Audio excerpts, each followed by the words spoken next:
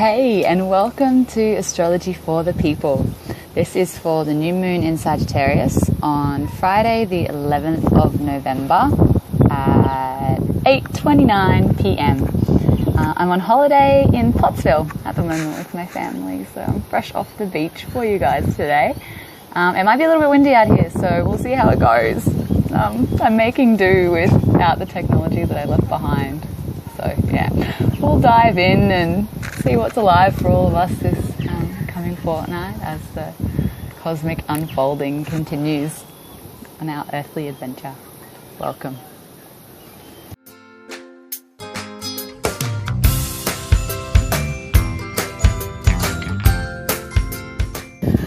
Wow, so I'm going to have to keep this concise today. Because my phone might run out of battery, so we'll see how it goes. It doesn't say anything in this chart about Beck forgetting half of the stuff that she needs. But yeah, we will make do. So, there's a bit going on, but there's a few things in particular that felt really alive that I wanted to focus on for you guys today. And the first thing is the square to Jupiter that comes with this new moon.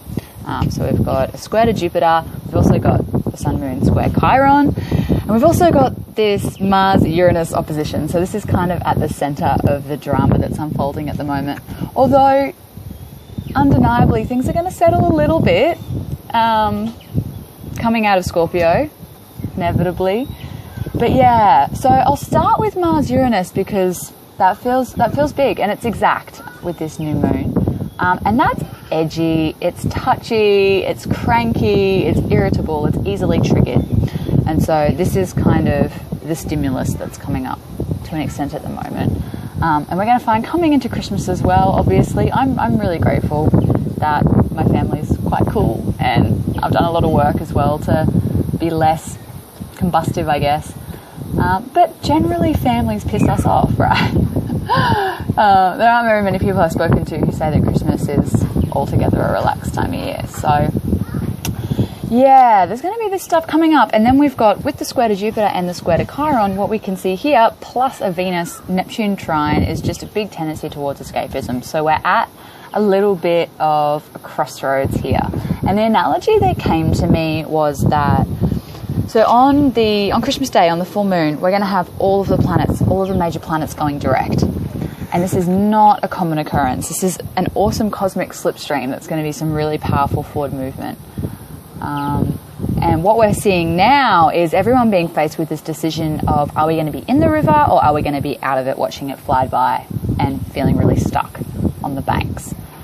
So this being the case, it's really a time to be connecting to, on one hand, your own willingness to kind of break old patterns of avoidance and escapism. I talk about this stuff heaps. This stuff would not be new to you guys, but it is particularly dominant right now, particularly coming into a period of excess. Square to Jupiter can really be excess. Same with that Venus-Neptune trine.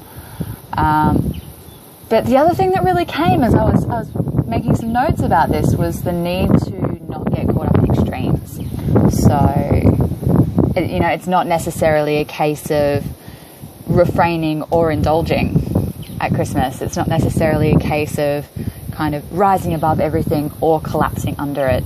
There is an in-between that happens, that exists, and it's a delicate balance, and it's this dance that we find ourselves in the human experience. So I really encourage you to connect with that balance. Even though it might be a little bit confusing, it might be a bit less straightforward than necessarily defaulting to the old way of doing things.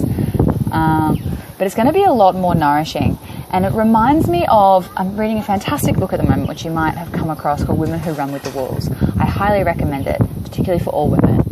And it talks about injury to instinct, so the instinct injured woman. And what we find when the instinct has been injured or we've been cut off from our creative life force is there's this kind of soul famine. And then when we do finally find something that makes us feel alive again, it's very easy to throw ourselves into excess. So whether it's drugs, whether it's alcohol, whether it's relationships. So I'd really encourage you over this Christmas period to look at whether the behaviours that you're choosing are actually creating more life or whether they're taking away from your vital energy, essentially. I'll give you a hint. If you feel really, really crap the next day, it's probably not actually enhancing your life, even if you feel really alive and really connected to your wild self in that moment. So yeah, I encourage you to connect with that, and find ways as well that we can authentically reconnect to our life force, to our creative force, because essentially this is what we're seeking when we have a few too many drinks as a social lubricant, is that sense of uninhibited, free-flowing joy and laughter and connection with those around us that's actually completely available to us. We just have become disconnected from it for whatever reason. So yeah, I encourage you to take some time to reflect around that. I'm sure I saw something, I've actually shut the chart now, but Mercury is trine midhaven. So that, you know, there's a real place for self-reflection here. We still have a lot going on in Virgo. It's a really good time to be looking at our patterns and realizing that we do have free will, and we can make different choices at any time, and we don't have to default to the old way of doing things, particularly when it's sapping the life out of us. So yeah, I might leave it there for you today, beautiful people. I can see my phone blinking at me, beep beep. But yeah, really looking forward to connecting again. Sorry it's all a bit haphazard today. I'm not generally one to apologise, but I always want to give the best of myself to you guys. Yeah. The ebbs and flows of the beautiful life that we live in. Mwah. Have a beautiful Christmas. I'll probably speak to you before then again with the full moon report. But yeah, happy holidays, and really connect to that balance and journey well. I love you very much, and I will see you all soon. Bye.